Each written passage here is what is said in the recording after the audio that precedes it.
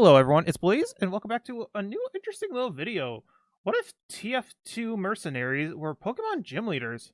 Honestly, the fact that they're getting their own Pokemon teams are actually kind of interesting, not gonna lie. I kind of want to see this, so without delay, let's start this thing.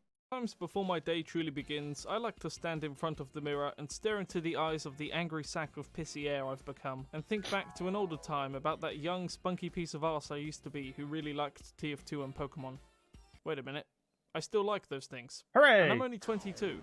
And why does this bathroom look like an IKEA display unit? Point being, just like me, any shred of creativity the Pokemon games had left, they are currently clinging to with a used PP up and a goddamn dream. So why don't we give this topic the LQ treatment, the home of 2025 challenge pissing, by talking about what the TF2 mercs would be like as Pokemon gym leaders. Pretty simple rules for this video. I'm trying to keep my intros under 40 seconds these days, goddammit. We're going to start off by covering the merc who I think would be the first gym leader to appear in a game, and therefore is going to have the weakest team, and by finishing on the merc who would have the strongest team and would be the final gym leader you fight before the champions row. Now, one thing the non-glazy eye amongst you might have picked up on is that there are typically 8 gym leaders per Pokemon game, and we have 9 mercs to deal with. Yeah, how are they going to to do fix that? this issue, 2 of our mercs are going to be partaking in a double battle. Place Sweet. your bets down below for who they're going to be. I will heart the first comment to get it right. And with that all out of the way, who do I think will be the tag team? I feel like maybe Heavy and Medic, to be honest. Those two are all basically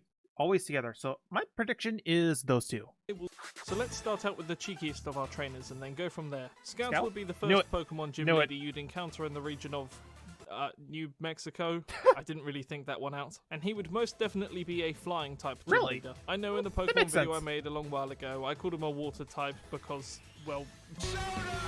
But if I were to have another crack at that, I'd definitely say he was a flying type. In terms of what Pokemon say he electric. train, we're slightly limited in creativity due to the fact that he is our first gym leader, so he has to be entry level. That means he's only going to have 2 Pokemon with 3 moves each on them, somewhere in the levels of 15 to 20. But that doesn't mean we can't perfectly pick a pair of pickled pacers, or fast Pokemon, as the American would say. Scout is to speed to what incest is to the Welsh, and therefore we're going to need 2 hasty chaps to join our team. The first Pokemon I'm picking is Ninjask. Yes, the third fastest Pokemon in the game. Now just hear me out on this one. Ninjask's main strengths come When from does he its speed evolve? boost ability and the ability to pass its speed onto other teammates by using the move Baton Pass. But if you take those 2 things away, When does it's Ninja fine. evolve? I mean, it's nothing really to write home about, and therefore I think that's a pretty good like fit that's for way an too entry-level gym leader. quick I'm not of really one. going to focus too much on the moves here, just simple, weaker moves for a simple, weaker man. But something I will focus a bit more on is the ace Pokemon. I didn't have time to explain this in the intro, but every gym leader has something known as an ace Pokemon, which is basically their signature strongest Pokemon. And so for Scout, Of I'm course. going with Kilowattrel. Being the Gen 9 regional bird, there's a good chance that feel like many this is people way don't too care what strong of a Kilowattrel team is for and don't care the what first it does, one. but allow me to tell you, this thing is cracked. Amazing stats, really strong move pool, and some of the coolest abilities in the entire game. So we're going to add this feel thing like to the he's team too and strong slightly of a worsen up the Pokemon moves it for a gets first access gym. to, and bingo, we have a pretty good, pretty well-balanced ace Pokemon. Bugs grow, birds fly, wind shines, and brother, Scout gets his ass handed to him because he's the first gym leader. Ah. Alright then, on to our next gym leader, and I think Pyro as a fire gym leader is a pretty good fit. Yeah. The positioning of the mercs on this list isn't based on anything, however, how they play in game and what their personalities are like are huge contributing factors. Scout, for example, is a complete and utter pushover, and is therefore more fitting for a first-place gym leader than Amy Schumer is for unemployment. And as for Pyro, wearing a full flame retardant suit means we can give all of his Pokemon the Flash Fire ability. The Flash Fire ability makes your Pokemon completely immune to Fire-type damage, and if they get hit with a Fire-type move, their next Fire-type move gets a 50% increase in power. Not Sweet. quite how it works in TF2, but, you know, we'll take what we can get. And we're going to need 3 Pokemon this time around, as gym leader Pokemon numbers typically look a little Yeah, it something varies by like game. this. And so I think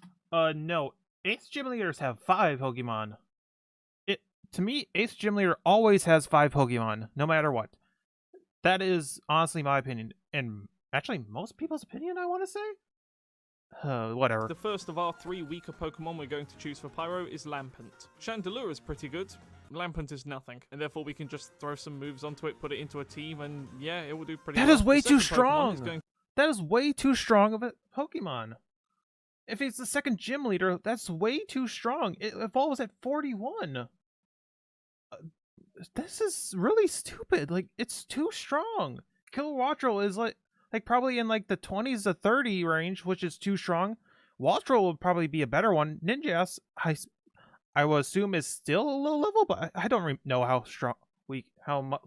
where it evolves at, but I don't to know. be a fully evolved one, which is Center Scorch. I really like this thing, but it seems I am the only person fine. on the planet who does. Center Scorch really doesn't What? offer too much in the way of Lots anything. of people like it. It's slow, but not really slow enough to be used on a Trick Room team. It's got decent stats all around, its abilities are subpar, and is generally a very good early to mid-game Pokemon, which is why I think it would serve a pretty good challenge for an early game gym leader. And then finally, for Pyro's ace Pokemon, I've gone with a very special one. I'm choosing Ninetales. I legitimately love to use Ninetales competitively, although I typically run a drought setup, and, well, we're not giving that to a second gym leader. Being a Gen 1 Pokemon, Ninetales can you give him a level 41 41 Pokemon. Special move, so it's quite versatile. However, we are going to make its moveset relatively linear for this challenge. Substitute all of the stronger fire moves with weaker ones, and we find ourselves a pretty well-balanced, yet still challenging second gym leader. To ensure that we don't have all 3 attack classes taking up the first 3 positions on this list, Demo is going to be our 3rd gym leader, and he is going to be a ghost specialist. I would utterly love to see the aftermath of Demo being transported into the Pokemon universe. The entire thing would be about as stable as Amber Heard in a mattress factory. Now, why I've made Demo a ghost specialist rather than fire or steel like I did in my previously aforementioned Pokemon video is for many good reasons. The biggest of which being both of those types are being taken up by other characters on this list. But Demo's specialty in spirits is actually very well connected to his character, as his sword, the Eyelander, is haunted by the ghost of a dead king. Combine that with the fact that he was able to tame said spirit with churros, beer, and television, and you have the makings of a pretty excellent ghost trainer. Demo's first Pokemon is going to be a Yamask, and I've done this for a few clever reasons. The first one being that his other 2 Pokemon are going to be relatively strong, and therefore I want his first one to be a bit weaker to balance it out. And the second reason being that Yamask is holding ahead, and as we all know, Demo has a thing for that. For Demo's second Pokemon, we're going with one of my favourites of Gen 9, Cerulege. You might have noticed earlier in the video I was actually using a Cerulege called Eyelander, which is one of my favourite Pokemon to use competitively in Scarlet and Violet. I managed to catch this shiny one from a raid, and yes, it is actually a shiny one, but no, you can't really tell. And surprisingly enough, it was the largest it possibly could have been. So, safely confirmed, he's a big boy. We're going to give this Cerulege Flash Fire because I don't think giving it weak armor is fair, and we'll throw on some weaker moves as well, because this thing's 125 attack can really pack some punches. You might have noticed that we're mostly basing Demo's Pokemon loadout on weapons like the Eyelander, and, well, if you haven't noticed that, rewatch the entire segment. And this trend doesn't stop as we move into Demo's ace Pokemon, which I think would most definitely be an Aegislash. Sword, and shield, you might say. This Pokemon has everything that Demo aspires to be as a ghost trainer. Wait, no, I'm not. Including both Aegislash and Cerulege, we actually include Demo's other types of fire and steel from the previous video. So I think ultimately everything's wrapped up in a pretty neat bow here. Aegislash is going to have its signature move, however the rest of its moves are going to be pretty weak to compensate because, well, this thing is even worse than Cerulege. And thus we have a significant jump in power from Pyro, but still a pretty balanced gym leader fight. Now those of you who saw the previous edition in this series of me combining shooting games with Pokemon types, which is surprisingly successful, you will be familiar with Mr. Fresh, my competitively viable Galarian Slowbro, fat enough to tank earthquakes from a Groudon and then kill said Groudon with his mind. Now, Mr. Fresh this time around has a challenge for you. He would like you, in the comments below, to give him the best compliment, and the winner gets this, a shiny Galarian Slowbro which I've bred myself. And if you don't play Pokemon, then you can have this. I'll be choosing the winner of the compliment competition in exactly 7 days from this video's upload. Well, I'm pretty sure this is really old, so I already lost out. Do not email it to me. If I get a single email from any of you with a compliment for Mr. Fresh, we are publicly beheading him. Oh yeah, and subscribe because that will please subscribe as well or something. Anyway, the next mercenary we're going to cover isn't actually a mercenary at all because it's 2 of them. This is the double battle. Hooray. And honestly, if you thought it was going to be anyone else other than Heavy and Medic, Hooray. I really don't know what to say. I was Pairing correct. Heavy and Medic together does leave us with a rather big problem though, as in my original video I stated that Heavy would be a fighting ground type and Medic would be a grass normal type based on a medicinal joke that nobody understood, when in reality I think he'd be a psychic fairy type. Now, as you can probably guess, none of these types are the same, and we have to pick just one for this gym battle. So I've gone back and forth on this quite a lot. I really have been scratching my head, and I've ultimately decided on the Psychic type for the main reason that the Psychic type has the most amount of Pokemon that can evolve into 2 different forms, which I think would be a really cool gimmick for a double battle. So an example of this being Slowpoke, who can evolve into either Slowbro or Slowking. And speaking of the Slowpoke line, the first Pokemon Heavy and Medic are going to have are a Galarian Slowbro and a Galarian Slowking. The Galarian form specifically for the reason that Galarian Slowking has an ability called Curious Medicine, and if that isn't a perfect perfect fit for our curious medicinal man, then I really don't know what is. Galarian Slowbro as well, just to complete the set, and because Mr. Fresh is really cool. And also apparently they taste really nice, so maybe Heavy would be interested in that. And as for the ace Pokemon they're both going to have, we're going with a Gallade for Heavy and a Gardevoir for Medic. With this being a double battle, each of them gets 2 Pokemon, so they both get one normal Pokemon and one ace. And matching a Gallade and a Gardevoir together continues with our theme of converging evolutions. Whether or not this battle would actually be difficult, I'm really not too sure of. I remember playing Sapphire and fighting Tate and Liza, the only other double gym leader battle in the games. And because they both had only 2 Pokemon each, I thought it was a bit of a pushover. So I've decided to beef these guys up amply. I've even given both of Medic's Pokemon healing moves, so how's about that? Our next mercenary is Sniper, and you might think that's relatively boring as there's not a lot we can do with him. However, we can have a lot of fun if we make him a grass gym leader. Grass in this context coming from his nickname as the Bushman, and therefore I'm just going to fill out his team with the most bush-related Pokemon I could find. And yeah, it turns out there's not very many of them. The first Pokemon on his team is going to be a Brambleghast. Australia is known for having a huge issue with tumbleweeds, something we in the UK laugh at because we know how incompetent they are when it comes to fighting battles. And so a tumbleweed I forgot about that. Unique wind-based ability is...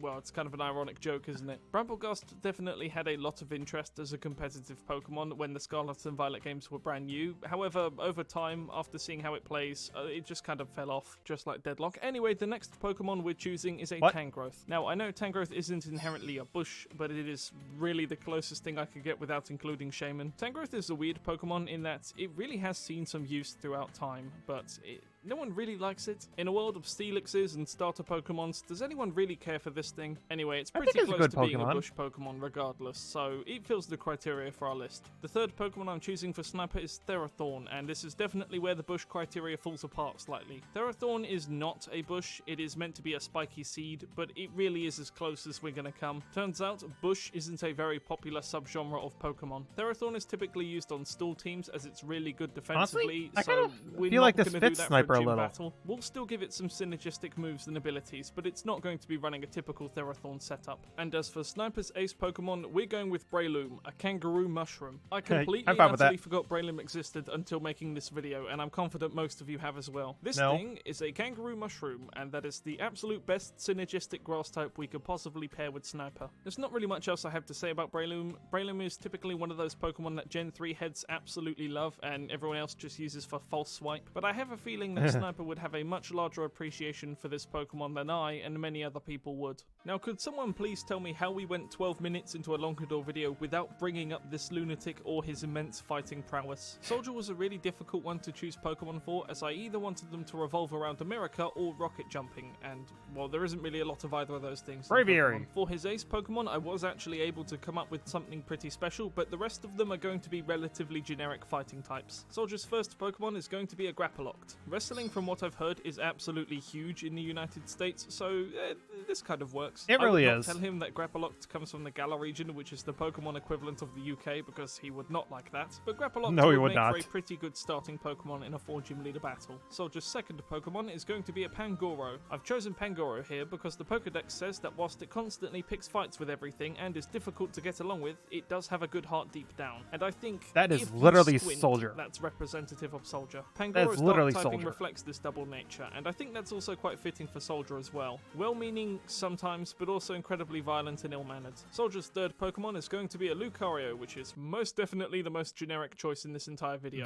As we all know, Lucario has the ability to sense the aura of the living beings around it, and I think Soldier can do this except purely when it comes to race. He could smell a communist a mile away. Okay, just be grateful I didn't choose friends with Heavy, which is actually the most generic fighting type Pokemon of all time. Lucario is way cooler, even if Lucario fans are just genuinely some of the worst people on the planet. And finally, for Soldier's ace Pokemon, I have gone with Hawlucha. The specialty in this comes from Hawlucha's signature move, Flying Press. This, to my knowledge, is the closest thing in the Pokemon world to a market garden. Flying Press is the only Pokemon move in the entire game that has 2 types attached to it, being fighting and flying, which coincidentally were the same types I gave Soldier in my previous video. The only thing this move is missing to be utterly perfect for Soldier is an increased chance to crit. But then again, if it could do that, it would be one of the absolute best moves in the entire game. It would be so broken. Here's what Soldier's team would look like. I think I've done pretty well for what I have. I'm especially proud of the Hawlucha bit. But unfortunately, there are just no explosive. Where did jumping Poliwrath based come Pokemon, from? Because that is even more niche of a topic than bush-based Pokemon. Spy, however, is a much easier man to build a Pokemon team around, and with the Ghost 7th type gym already leader. being taken up on this list, the Dark type is here to stay. Spy course. is a sleek, sharp-dressing, efficient assassin, and his Pokemon are going to reflect this. And I am especially proud of his Ace Pokemon, which is probably the most fitting Ace Pokemon on the entire list. Spy's first Pokemon is going to be Liepard, a Pokemon that is actually hated by a very small subsection of competitive players. Long story short, this thing had cheese. In the modern day, however, Liepard is a very neglected and rightfully so Pokemon just because it's not very interesting. It does, however, fit the criteria I've laid out for Spy's Pokemon quite nicely. Small blessings are small blessings after all. Spy's second Pokemon is going to be an Umbreon. We all knew an Eevee would feature somewhere on this list, and I think it's just most fitting for Umbreon to be here. Umbreon is one of the evolutions I've just never really cared for, yet seems to be one of the much more popular ones, and I think with its sleek design and unique move pool, it's a pretty fitting Pokemon for this list. Now this next one is a bit more personal, as I would be completely remiss if I didn't include my King Weavile anywhere on this list. Yeah, Weavile that makes is sense. just great.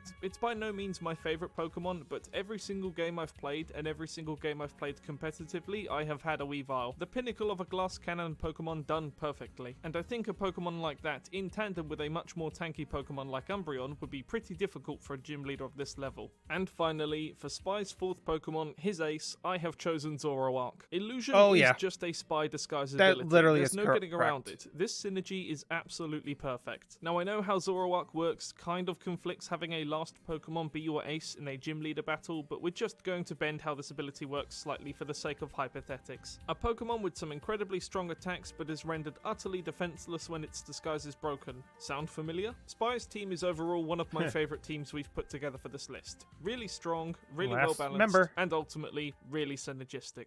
And finally, we make it to the last gym leader of the video, and of course it's going to be Engineer with the Steel type, not the Electric type. I am so tired of having that comment. I will make Engineer an electric type when he gets an electric meter in-game. It really does suck how good Engineer is at absolutely everything, because these videos are starting to become relatively predictable as a result. Another tally to the board, my dear Byleth. And so, because of Engineer's technical mastery, all of his Pokemon are going to be mechanical inanimate objects. Like, for example, his first Pokemon, which is going to be a Klinklang. Gears and Cogs are to Engineer what Gas and Passing is to Pyro, and therefore Klinklang is a very fitting Pokemon. I don't really have much else to say about it. I utterly do not care about this thing under any circumstances, but I feel Engineer will show it a lot more love than I would. Engineer's second Pokemon would be a Revavroom. Car engines are about as mechanical as you can get. I mean, what is a Sentry if not just a 16-cylinder killing machine? And I really want to say I like the idea of Engineer physically fixing his Pokemon if anything goes wrong with them. I think that's really sweet. Overall, Revavroom is a solid choice. For his third Pokemon, I'm choosing Magnezone, the original metallic mechanical object Pokemon, or at least part of the line anyway. It's always been really surprising to me just how much use Magnezone has had in the competitive scene over the years. I really like Magnemite, but I actively dislike this thing quite a lot, but you really can't deny how versatile it is. Something I feel NG would appreciate greatly. Its offense and special attack are final crazy and good. Engineer's ace Pokemon of this entire video is have our one more. Chaladon. Oh, what's that? It's not inanimate enough for you? Well, that's actually funny, because this entire video was actually a disguise for me to talk about how much I love our Chaladon, and how much you should as well. This thing is cracked. It's Stats funny. Stronger than a pseudo-legendary, awesome move pool, one of the best typings in the game, if not the second best typing in the game, and a signature move so cool they had to make it a different type to the Pokemon itself just to balance it out. This weird stapler dinosaur taser bridge dragon is one of the best Pokemon ever added to the game, and I will die on that hill. It's in my top 5 favorites. I really should get one more. Engineer would love this thing, and you should love this thing too. Thank you so much, ladies and gentlemen, for watching. A longer version of this video, including the Elite Four and the champion of this region, will be found on my Patreon and YouTube memberships. My name has been Lon'qudor. It's sadly not going to watch I hope your whole family has a wonderful Christmas. Frankly, I'm with this one. I just feel like the first two were way too strong for no reason. Like Ninja's, I feel like it's barely able to be in the gym, which still is a bit too much. But Kilowattrel, no, that thing's like evolves in the 20s or 30s. So it should be a Wattrel at least. That thing is way too strong for first gym. I forget what the second gym was. Oh yeah, Pyro. Lampent is way too strong for a Pokemon as well. 41 is way too strong. Ninetales is a bit much, but honestly, I'm fine with it, to be honest. I don't know, just the first two I really do not agree with, but the rest I'm actually fine with. I'm actually fine with the rest of them. But I guess for now, thank you all for watching this. This was definitely an interesting little video. Until then, I'll see whatever I post next, I guess. Bye!